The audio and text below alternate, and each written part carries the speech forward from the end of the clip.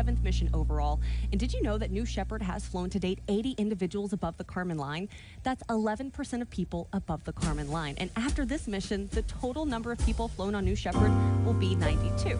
But it's actually 86 individuals, and that is because 6 Astros have come back for round 2. 6 flying twice, that's because New Shepard offers astronauts a life-changing shift in perspective. We are now operating 2 human-rated vehicles to better meet customer demand. And of course, safety is our highest value. We've built redundancy into every safety system. And New Shepard is fully reusable. Its engine is fueled by highly effective and efficient liquid oxygen and hydrogen. During flight, the only byproduct is water vapor, no carbon emissions. It's a pretty incredible vehicle that systems have flown 36 times, and today will make number 37. It certainly will. Now, we've introduced you to the crew of NS-37. We've talked a little bit about our stats. So let's talk about what our astronauts go through during their time at Launch Site 1.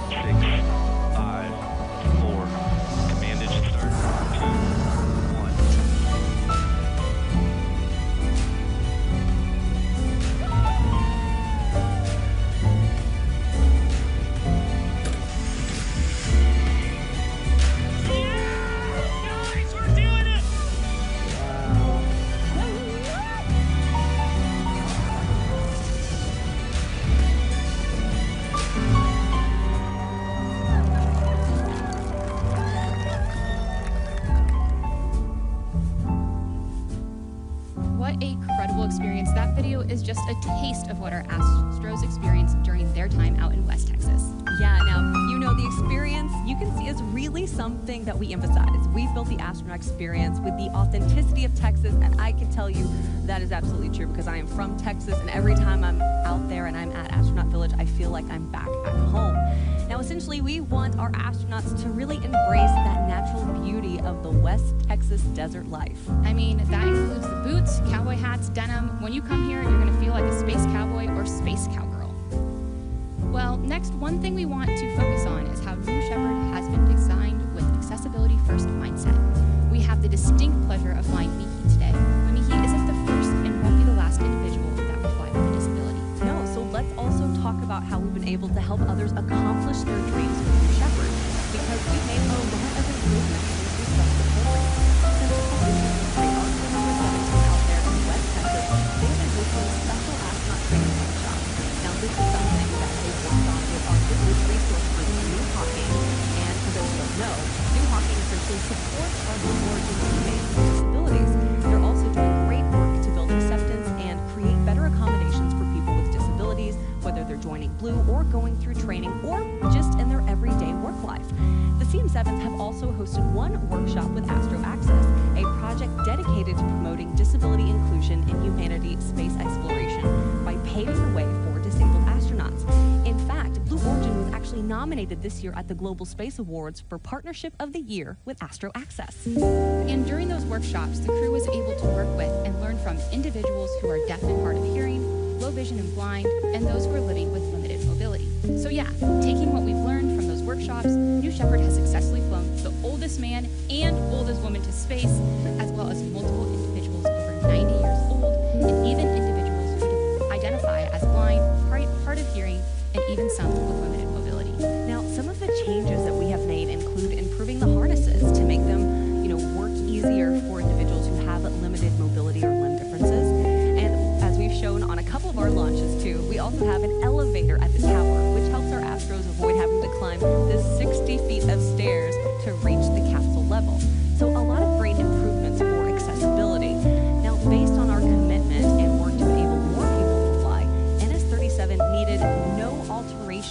vehicle for today's launch, where we will watch Michi, who will become the first wheelchair user to ever cross the Kármán line. And that's because from its inception, the baseline design of our New Shepard crew capsule had accessibility at the forefront. One thing that we got to see in ingress and to look out for during egress is what you can see here is Michi will use transfer boards that create a bridge from her chair outside the capsule to her seat inside. And for those of you who are curious, in an emergency egress situation, her crewmates will assist her. Here at Blue Origin, we are always improving and taking in feedback. And coming up, there will be a lot of vehicle improvements in the next design block of New Shepard, and that generation will be flying back into 2026. So very exciting for the next set of crew capsules indeed. All right, so at its core, Blue Origin is a human spaceflight company. New Shepard has paved the way for access to space, as we just mentioned, and continues to do so with safety at the forefront. So let's check out how all the systems on New Shepard work together to keep our crew safe on their journey to the Kármán line and back. Safety is foundational to everything that we do at Blue Origin. And this isn't just about the rocket itself, it's about training, it's about every piece that the astronauts experience when they're on. We have a simple rule on New Shepard, and that is that everything involved with the safety of our astronauts has redundancy. That no matter what happens, that there's a backup system in place. Fundamental to the safety systems on New Shepard is our escape system. It's what we call a full envelope escape system, that no matter where in flight, that we can fire our solid rocket motor and push the crew capsule away from the propulsion module and safely land the capsule with the astronauts aboard. There are 3 parachutes on New Shepard, and that gives us additional redundancy that the crew capsule will land under only just one chute being inflated and still protect the passengers. When the crew capsule is coming to touchdown, there's a retro thrust system that fires moments before touchdown that takes us from 16 miles an hour down to 2 miles an hour for a very solid position. All the way from the initial vehicle design and understanding how to provide escape systems, how many astronauts are going to be in it, and how we're going to keep them safe was part of the design from the very beginning. We had done all of this testing for 15 flights before we ever put humans on this rocket. And now we have dozens of flights under our belt, and we have tremendous confidence in all of these safety systems that we have designed.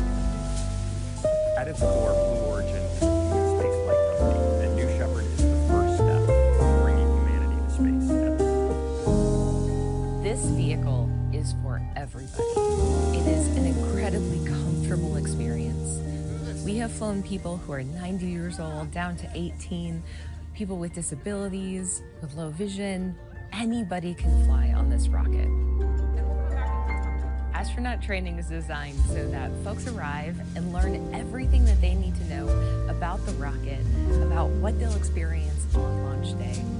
We want our astronauts to feel incredibly confident. So they will be trained on every single possible flight day scenario and shown that they can execute what that looks like.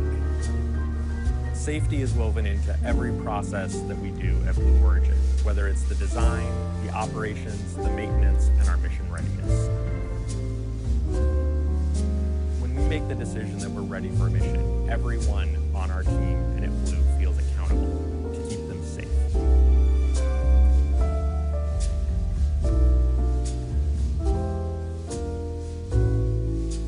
I can attest to the safety at Blue Origin. I've worked on B3PM, which is New Shepard's engine, for over 3 years, and safety is our highest priority. It certainly is, and I really love that package. It really brings it all together to the forefront for anyone who has questions about New Shepard. Now, right now, we're about T-minus just under 15 minutes until we see NS-37 take to the skies. Now, this is an exciting day here at Blue Origin because we are flying the first ever wheelchair user to space. Let's talk about who this crew includes, which is Joey Hyde, Hans Koningsman, Neil Milch, Adonis Peroulis, Jason Stansell, and disability advocate Michi Benthaus, who will make history today as the first wheelchair user to cross the Kármán line, as we said. Now, this is such an exciting moment for us, so we're going to toss it over to the rocket right now. Let you sit as you watch New Shepard on the pad, and then the show continues. We've got lots of great stuff for you guys.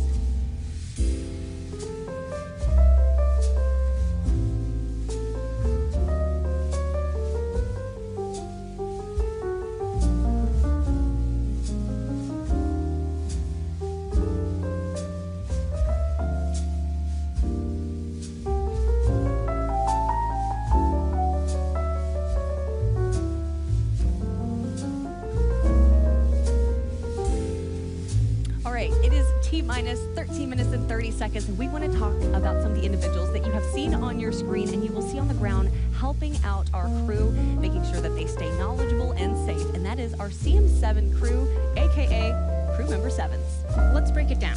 The crew that flies to space and back is a crew of 6, and CM7 are actually virtual crew members who are right there with the astronauts from the moment they arrive in Texas through their entire flight training and all the way to the moment when they enter the crew capsule. Yes, they're also the first faces that they see when they go back out to the crew capsule. And for this flight, our CM7s are Jake Mills and Laura Stiles. The CM7s are embedded in the mission, and they greet them, and they get to greet them once more when they return to Earth. So let's take a look at these impressive individuals, our crew member 7s. Command engine start. 2. Crew member 7 is a very unique role at Blue Origin. And traveling to space is an incredibly life-changing experience. Oh my goodness. You want somebody who's guiding you through it that doesn't just understand the technical side of the rocket and the launch operation, but also has the soft skills to truly support you through this wonderful journey. That's why crew member 7 is so important. There are 6 people that fly on the New Shepard crew capsule. The 7th person is crew member 7. We have 2 crew member 7s for each launch. One of the crew member 7s, they are with the astronauts pretty much 24/7. They are staying at the village, they're training them. We have another crew member 7 that serves as a capsule communicator. And that's the person who is back physically in the control room and is actually talking to the astronauts when they're in the capsule. Everyone on the crew member 7 team has to be comfortable in a really dynamic operations environment. You have to be unflappable in anything that might come your way. We have folks from NASA, we have world record holders for skydiving, a nuclear submarine officer. It's truly a very diverse set of people bringing unique skill sets to the table. The most important role for crew member 7 is to instill confidence in the astronauts that we fly on New Shepard. And really that comes down to a very good training program. Safety is absolutely paramount to everything that we do here at Blue as we build this road to space. We have a crew capsule lockup where we run through full mission simulations. Separation confirmed. You're free to unstrap. So the only surprise on launch day is the incredible view outside of those windows, where they can look at the Earth and change and bring that feeling back to Earth with inspiration to protect the Earth, because that's what we're doing this for. We're doing this for the benefit of Earth.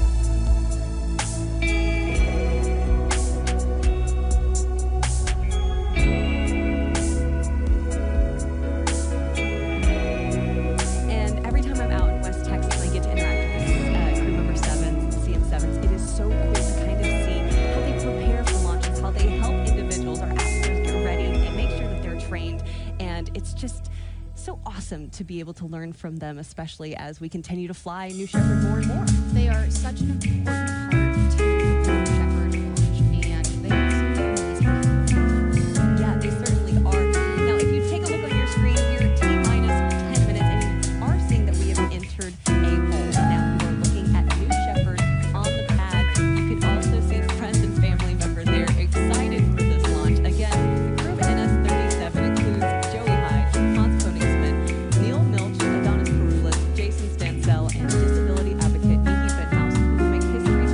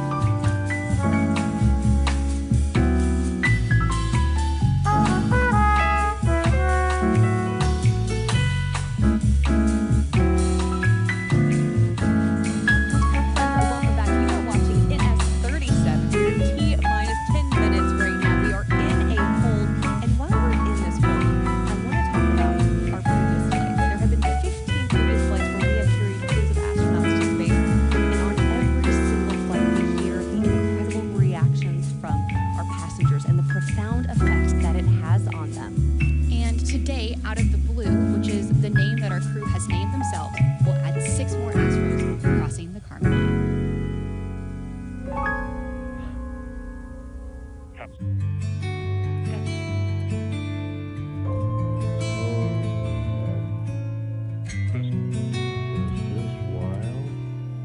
Each person that goes up there.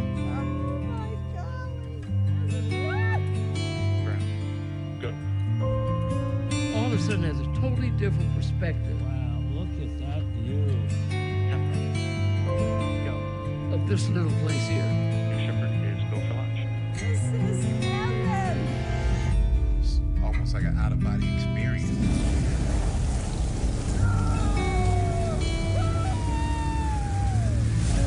Shepard has cleared the tower. This is a new era where people like a teacher from North Carolina gets to go to space. Space has always been something I've wanted to do, but it's never been accessible until now. Look at that view. Look at the view. It's just unbelievable. You have to see it with your eyes to really, really take it in. Everybody else should go to space. Look at the Earth. Just look outside. Look at the Earth. We're in space. This is a life-changing experience. Everybody needs to do this. It's absolutely insane. I mean, it's the coolest thing ever. Oh my word. I'm just spinning. That was enlightenment. This is the best experience of my life, by far. Everyone in the world deserves to see this. Everyone needs to see this. Oh my God. It's just a dream come true. I want to do this my entire life. I just went to space as the first woman from Mexico.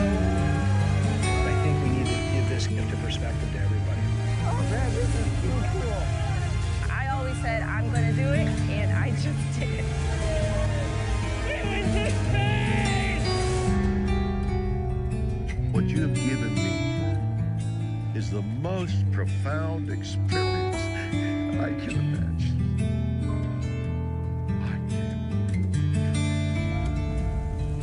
As soon as you land, you will want more of it.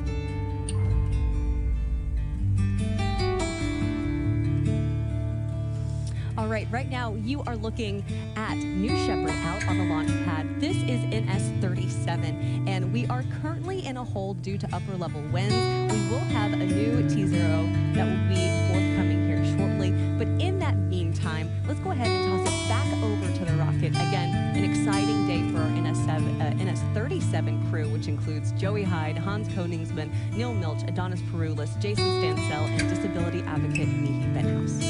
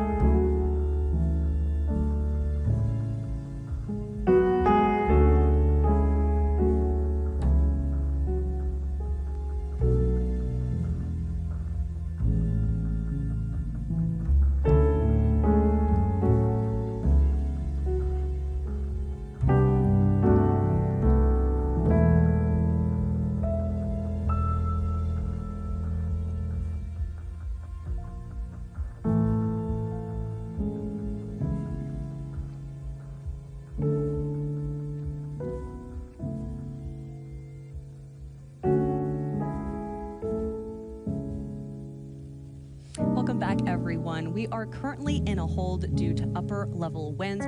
You are watching NS-37. Now, there's something we want to talk about. One of the most significant aspects of a New Shepard flight is the profound effect on the astronauts who've experienced it and the ripple impact it has on their lives and the lives around them.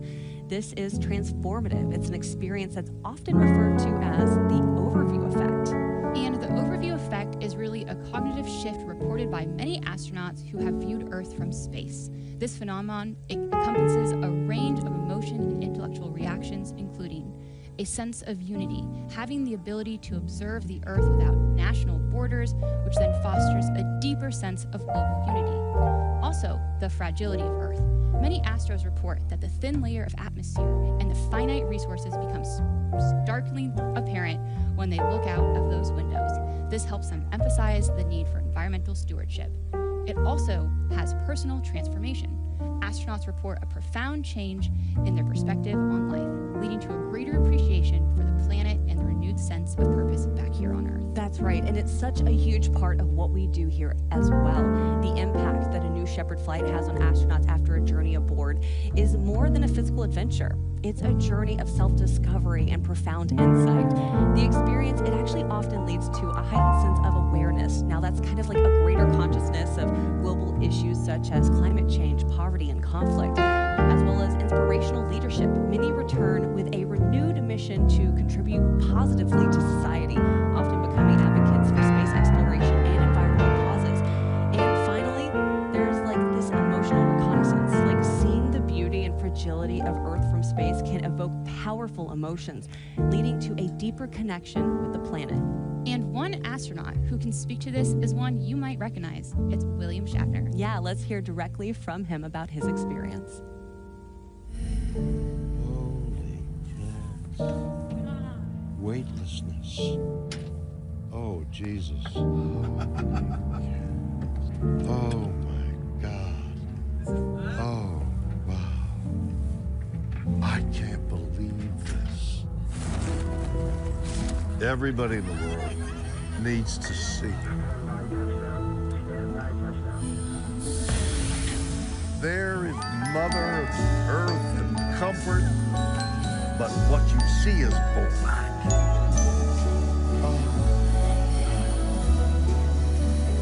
The whole world is white, there's snow everywhere from the storm last night. Winter is here, what you have given blue jays are watching the children's play on this bright and wonderful Christmas day. It's so cold outside, we're staying in here by the fireside. I think I can hear far in the distance how sleigh bells play on this bright and wonderful Christmas. If you're just joining us, you are watching NS-37. It's a wondrous, slow, golden due to upper level winds. Right now, we're going to toss it over to the rocket. Check back in with you in just a little bit.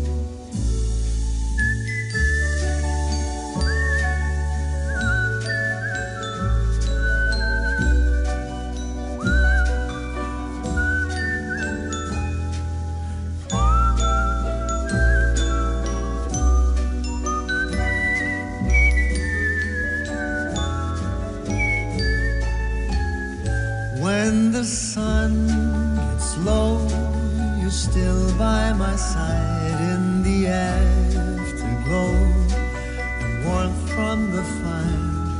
I love every moment as hours go by, holding your head in the dying light. It's so wondrous and slow and golden Christmas Day.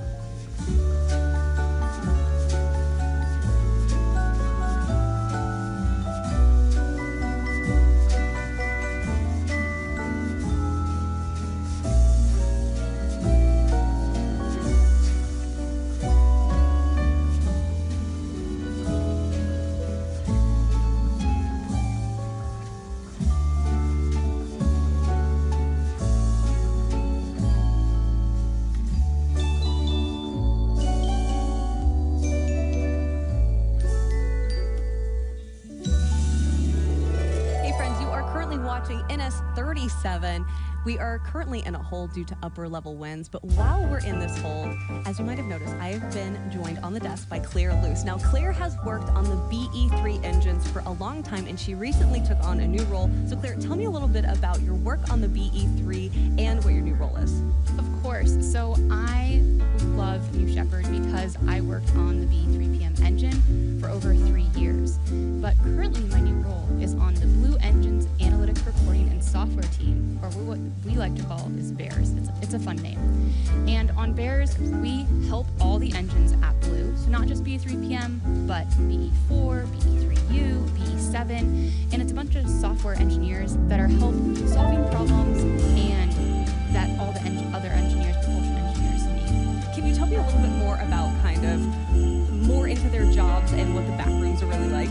Oh, of course. So on New Shepard, we have the engineering back room, which is the role that I'm certified as the BE-3PM engineering back room. And it's a certified role that helps support the controllers. So we have booster controllers, capsule controllers, but then there is a whole team of engineers who specialize in subsystems, like the BE-3PM engine. So we have these engineers that are monitoring their specific subsystem. Like I said, I'm the BE-3PM engine, and I have teammates that are currently working this launch, but we also have different subsystems like the avionics hardware system or the fluids team. And of course, these are all headed up by our engineering background lead. So it is just a few of the people that help make this launch possible. What is launch day like for your team? Well, they wake up really early.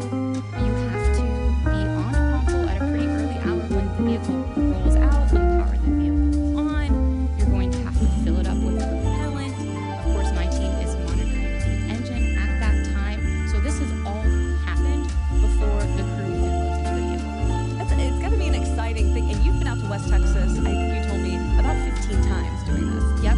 It is a great opportunity to be able to be part of these launches, work the launches, and also work with the hardware. Yeah, and it is so great to hear more kind of about what our engines teams, because engines are really integral to everything we do. I know we said it on New Glenn. It's like, I think people believe that you build a rocket, then you stick an engine on it, but that's not the case at all. You build the engine, and then you build the rocket from there. Yep, that is 100% true. All right now you are watching NS-37. You can see New Shepard out there on the pad. We are on a hold at this moment in time due to upper level winds. We're going to toss it back over to the rocket, get a status update for you guys, and see you in just a minute.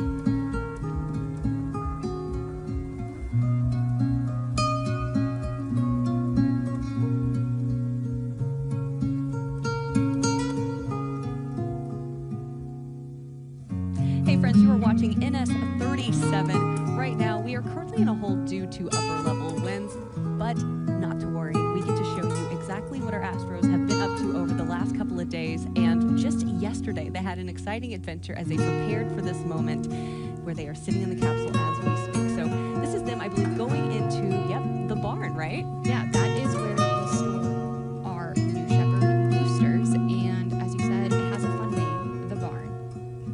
You can see Michi there. Now, again, Michi Benthaus will become the first wheelchair user in space. We are so excited to be flying her here on NS-37 today. I've actually not yet been inside the barn, but that's on the top of my Blue Origin bucket list is to go in there and see the booster there. I've seen, of course, the booster out on the landing pad, which is traditional after every flight. All the entire crew here at Blue go out and take a picture with the booster on the landing pad. But this is pretty special to kind of see it still all connected inside the barn. Well, and what is also even more cool is that since we said we had 2 human-rated vehicles, we actually have 2 boosters in there, and you can see them side by side. Oh, that is really, really exciting. You can see Neil there, obviously pretty excited about what he's looking at. Mind blown. There is Hans taking a look at, I'm sure, all the mechanics and engineering of it as well, being a rocket scientist himself. Jason there, and again, Jason is flying in honor of his brother Kevin today. Michi is taking a look. That is Audrey Powers. She is also one of our NS New Shepard astronauts. Pretty exciting to have her continuing to lead the New Shepard team. Joey, everyone, really getting to learn more about the science behind New Shepard. A great moment for a crew picture. And you can see behind them all of the patches that we have. Those are all patches that the vehicles have. That's it. 37 is a lot. It really is. It's something that yeah, right now you're also kind of getting a live look at our crew out there, excited for this moment. Again, you are watching NS-37. We are currently in a hold due to upper level winds. We're going to toss it over to the rocket, get a status update, and be back with you guys shortly.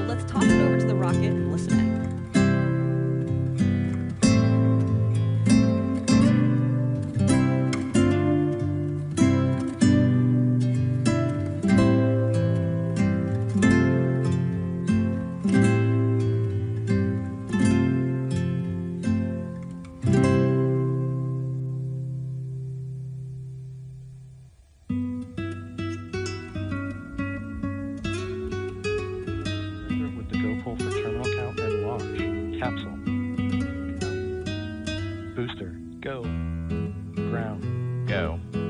Inca. Go. Fleet. Capcom. Go. Go. Copy all goes. New Shepard, go for launch. Booster, commit terminal count. Go quick. Controllers, drop your controllers. You just heard it there. We are go for launch. Yes, we are so exciting. Now, as we mentioned today, Michi Benthaus will become the first wheelchair user in space. Her story, her advocacy, and her passion are evident in everything she does. Check it out. There was not like this one moment where I realized that my dream of going to space is not over. I was like a very sporty person, so I did like a lot of mountain biking, snowboarding, I did parkour where you jump above walls and this kind of stuff. Obviously life changed a lot after my accident, and I think the biggest impact, of course, is using the reach and everything which comes with the spinal cord injury. And I really figured out how inaccessible our world still is, and how sometimes socially excluding a wheelchair can be, though nobody is like actively excluding you, right? It's just an inspiring path now. Many people come to her and she does things that you don't expect her doing, right? And so they're fascinated by that, and I kind of feel the same way. She's, I think, an explorer, adventurer, and the wheelchair does not really stop her from doing that. Yeah, so I met Hans the first time online, on LinkedIn. Yeah, I just asked him, like, you worked for so long for SpaceX. Do you think that people like me can be astronauts? And What then he child reached is out to the origin and this told who me, lay you actually is very on excited about Mary's lap is it. I have my doubts on it, but let's see. just weep with anthems sweet, while shepherds watch our keeping. This is Christ the King, whom shepherds guard and angels sing. Haste to bring him, Lord, the babe, the Son of Mary. What's possible and wasn't possible. On the vehicle side, we didn't have to change anything to allow Michi to fly to space. We did So implement a bring few things on him the ground side. incense, gold, and myrrh, compassion came to own him. The King of Kings, salvation brings, let loving hearts enthrone him. Raise a song on high, the Virgin sings her lullaby. Joy, for Christ is born, the babe, the Son of Mary. And it's very early days right now, so I think we're making like a very first thing here with Blue Origin. She basically inspired me to do this, and it's her drive that kind of convinced me I should do that too, and to just experience something that I've seen from the outside for a long time. This is exciting work because this is what New Shepard was designed to do, to increase the access to space. This is Christ the King, whom shepherds guard and angels sing. Haste to bring him, Lord, the babe, the Son of Mary. I can tell you, she is just incredible. I know our entire team here at Blue Origin is just so honored and excited to have her fly with us today. So it was so great to get to connect with her and the entire crew. I am so excited to hear about her experience after she lands. Yes, me too.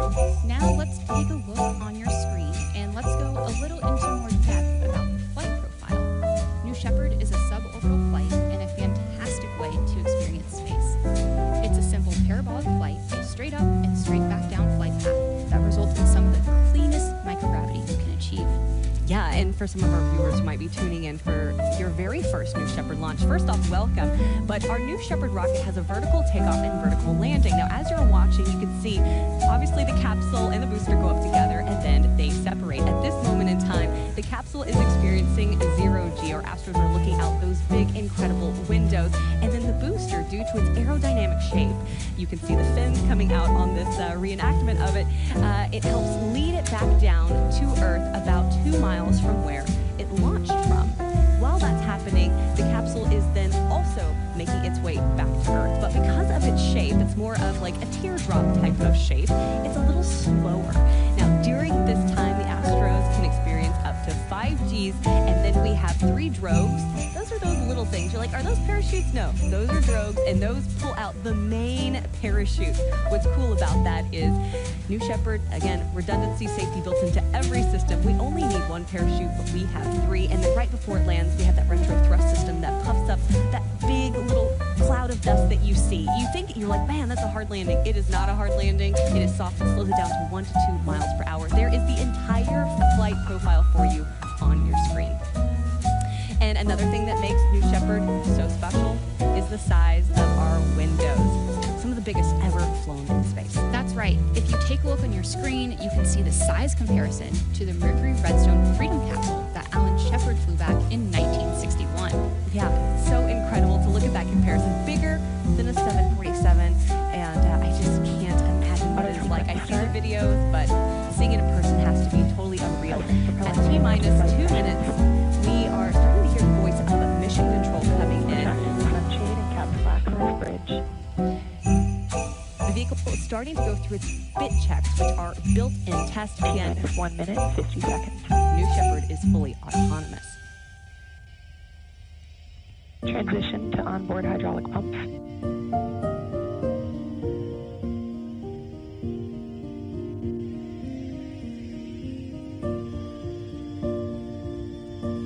Executing aft fin and TBC bit.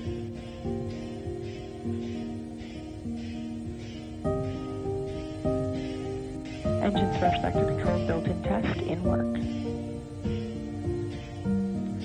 Vehicle is now on internal power.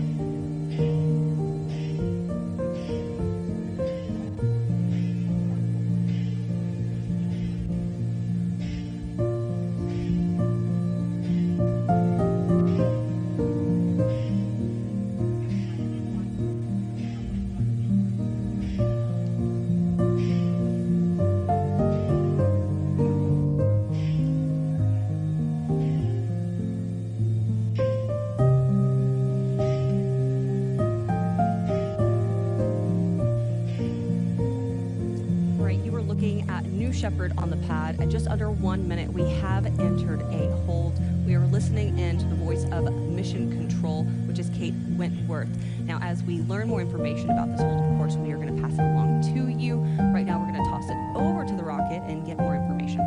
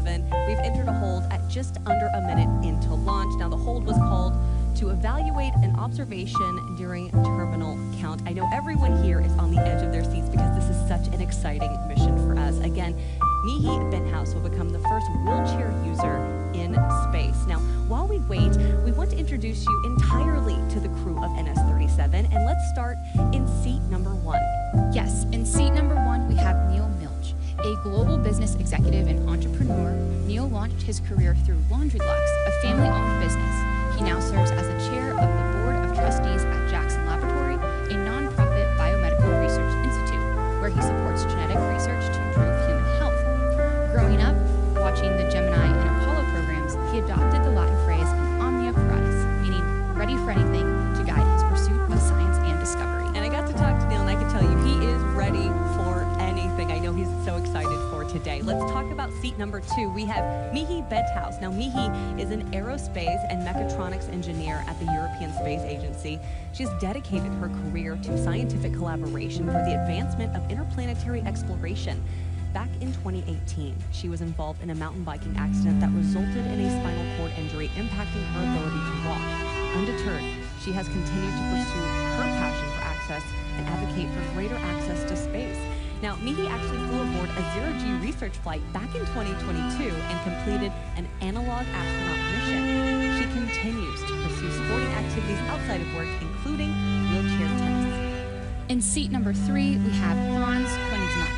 Hans is a German-American aerospace engineer whose career has been dedicated to advancing reusable spacecraft and launch vehicles, most notably as an early team member at SpaceX, where he spent 2 decades. He is one of the world's most renowned rocket scientists and remains actively engaged in the aerospace and space exploration community, serving in advisory and board roles across multiple aerospace companies. He is also a licensed pilot who built his own airplane, an avid skier, and the proud father of 2 daughters.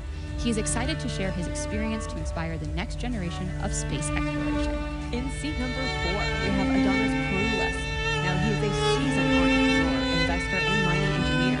He is the founder and chairman of Pella Resources, co-founder of Energy Revolution Ventures, chairman of Rainbow Rare Earths, and the CEO of Chariot Limited, which are all advancing and developing innovative technologies and global opportunities in the energy transition. Now, his career in philanthropic work reflects a consistent commitment to education and the responsible and sustainable development of Earth's resources, combining technical expertise with a vision for long-term environmental and social impacts. His flight aboard New Shepard represents a lifelong dream to see the world from space. In seat number 5, we have Jason Stansell. A self-proclaimed space nerd rooted in West Texas, Jason has watched the space industry expand to offer commercial spaceflight opportunities from his own backyard. With a degree in computer science from Tulane University, he has channeled his enthusiasm to creativity, passion for adventure, and love of science and physics into scuba diving, driving cars, riding motorcycles, flying planes, and of course, studying rocketry. Jason is looking to inspire healthy skepticism and promote science education through his experience. He is also dedicating his flight to his brother Kevin, who passed away in 2016 to a hard-fought battle with brain cancer. In seat number 6, we have Joey Hyde, a physicist and quantitative investor. Joey recently retired from his career at a leading hedge fund. He lives in Florida with his wife and 5 children. His grandparents ignited a fascination with space when they brought him to watch the 1988 launch of the Space Shuttle Atlantis, which sparked a lifelong curiosity in human spaceflight and exploration, leading him to earn a PhD in astrophysics. Joey sees this flight with Blue Origin as a continuation of his commitment to advancing science and inspiring future generations of explorers. By the way, fun fact, earlier this year, his spouse, Elaine Hyde, flew back on NS-30. How cool is that? That's amazing to have something that they both can share, this experience of both going on a New Shepard flight. Yes, I would like to know what those conversations are like at the dinner table next week. Like, oh, yeah, now I really know what you were saying. You're like, yes, it's like this incredible experience I have. You know, the overview effect has really impacted me. All right, now let's also talk about the mission patch. So the NS-37 mission patch pays homage to the crew and Blue Origin's vision. And we have a couple different symbols embedded into the patch. So first we have the DNA, which symbolizes the importance of impact of science to Neil Milch. As you can see there on the left, we also have the hippo, which represents Michi's favorite animal. her plush hippo, which comforted her in the hospital after her accident and will join her in space. There is also on the patch the tennis ball, which symbolizes another one of Michi's competitive passions. And Adonis is represented by a baobab tree, which is iconic to South Africa. Yeah, on this patch, which you can see right there, the spiral galaxy symbolizes Joey Hyde's astrophysics research.